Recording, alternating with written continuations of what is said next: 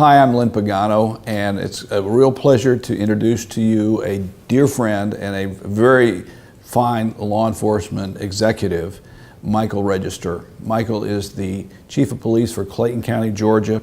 He's been in law enforcement for over 30 years. Before that, in the military, had some very high-level assignments, worked at the Pentagon for 8 years. And we're fortunate to have Michael with us today, also to have Michael serving on our board of directors. So it's a real pleasure to be with you today, Mike. Well, thanks, Lynn, and it is a great honor to be here with you today. Well, thank you.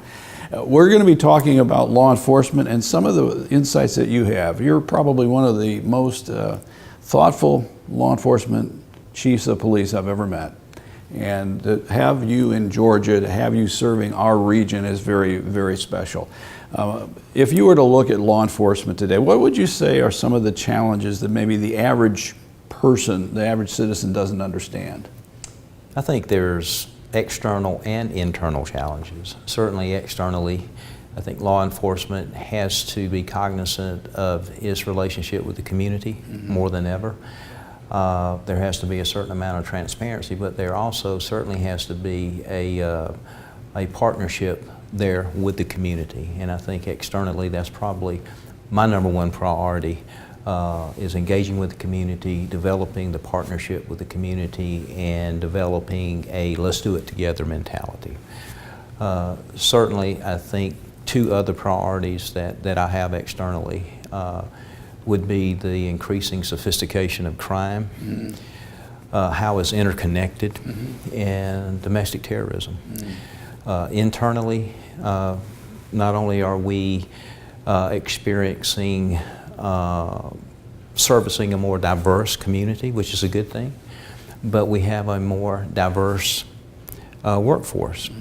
And as a law enforcement executive and leader, and also my command staff, we understand that the way that we managed 15 years ago certainly can't be the same way we manage now. Just as the world evolves, management styles evolves, they have to evolve.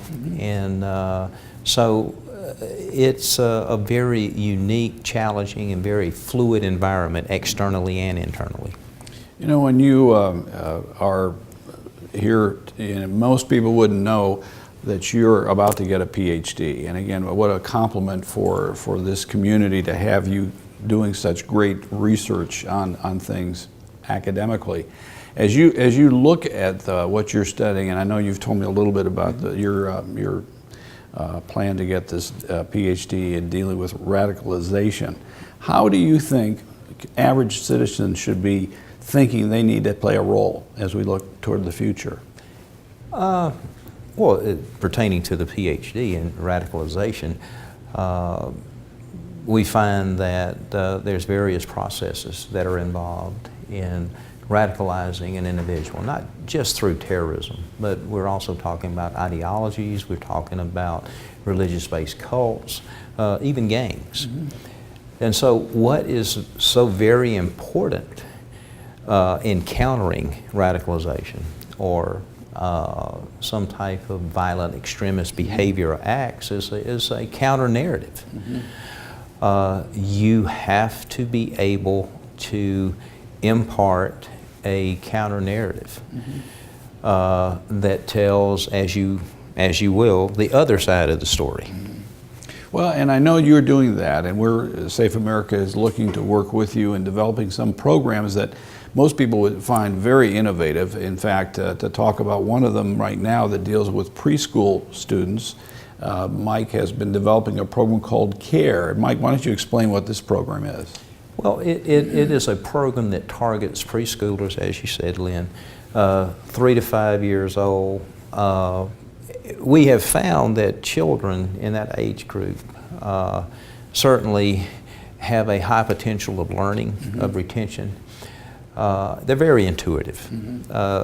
Anyone who has dealt with a classroom full of 3, 4, 5, and 6-year-olds, they not only have their hands full from just a control standpoint at times, but they are very intuitive, and you would be very surprised at the questions that they ask. CARE is a program, it's an acronym actually, and it stands for, the C stands for communication, the A stands for acceptance, and R for respect, and E for elevate and empathy.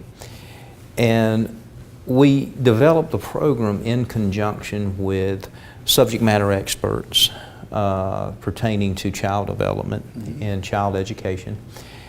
And what the intent of the program is simply this, that we want to help these young people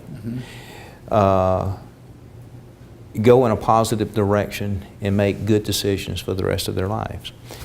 The children that we are touching with the program will soon be in elementary school. And I believe it's hard being a child in today's world. There's just an overabundance of information, an overabundance of input, and the child has to decipher what is good, what is bad, what decisions should I make.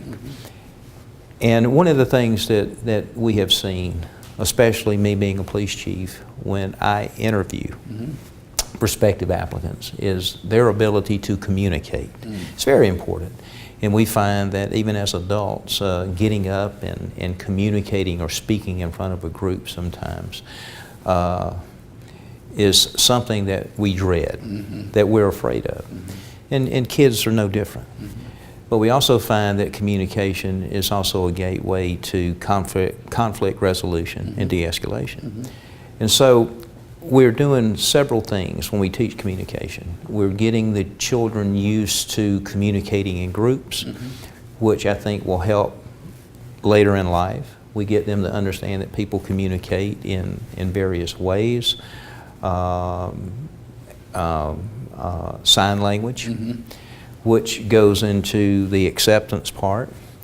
We also help them understand how communication is your greatest de-escalation and conflict resolution tool. Not just what you're saying, but what the other person is saying and the understanding that's developing between the two parties. And we have also found that interacting with the children, and each segment is about an hour long, 45 minutes to an hour long, because of the attention span. But we have found that also it helps the child develop their confidence to get up and to speak, which is very important. And then the acceptance, self-explanatory. You know, I've already said that we have a very diverse world that we have to operate in. The communities are becoming more diverse. The workforce is becoming more diverse. People are different. You and I, we may believe different things. You and I may not look alike, but we are all human beings. And we all have to live together. And one of the critical things in doing that, or one of the critical principles in having a peaceful cohabitation, is to accept not only who we are, but who everyone else is. Being different is not bad. You know, different is good. Everyone is special in their own way. And then, of course, the R is for respect. That's very important. Not only are we trying to teach the children what respect truly is, but we want them to respect themselves. You know, me being in law enforcement, I could not tell you how many domestic disputes that I have responded to.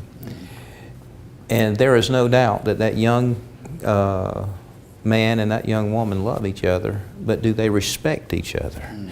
Everybody wants respect.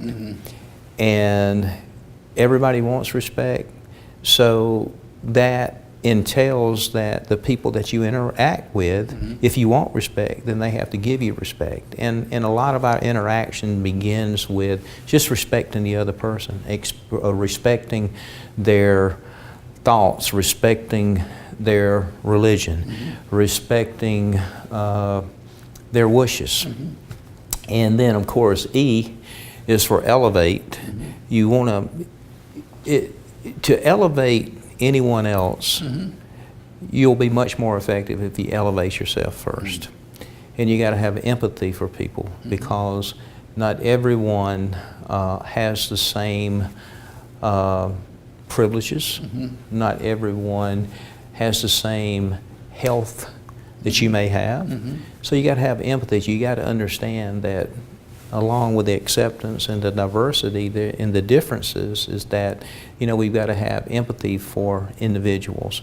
And we all need help at times. And we've got to elevate ourselves to elevate the community. And what's unique about the program is that we go in and we teach each segment in a 45-minute or an hour time span.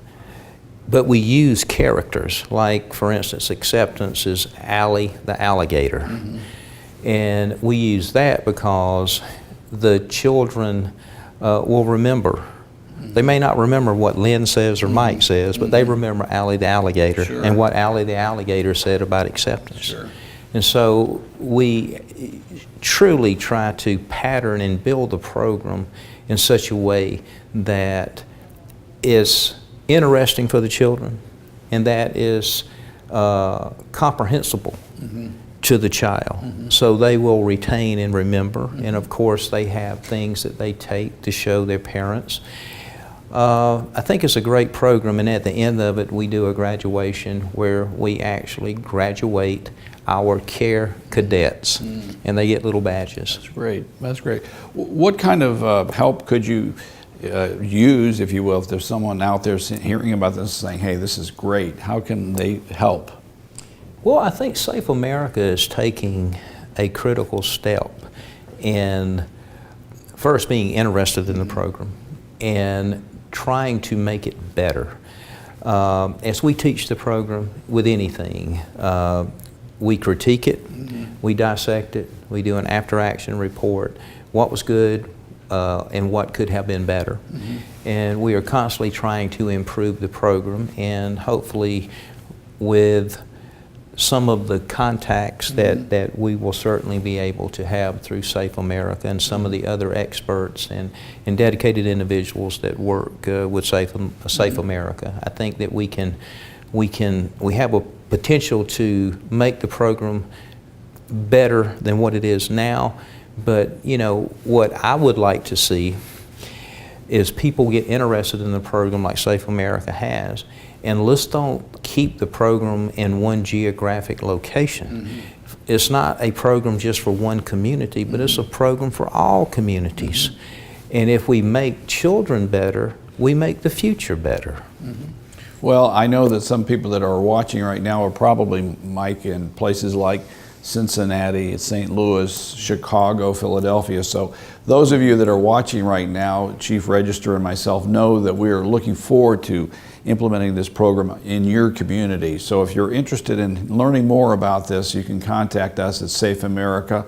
And I think on the screen now you probably have the email address and phone number, and we'll certainly, Chief Register and myself, look forward to talking to you so we can spread this very thoughtful program around the country. And Chief, I appreciate your taking the time to explain it today, and look forward to working with you on many other areas of safety and public safety. Well, I do too, Lynn, and again, I appreciate all that you do for the communities throughout America with Safe America, and I look forward to being part of this great organization. Thanks so much. Yes, sir.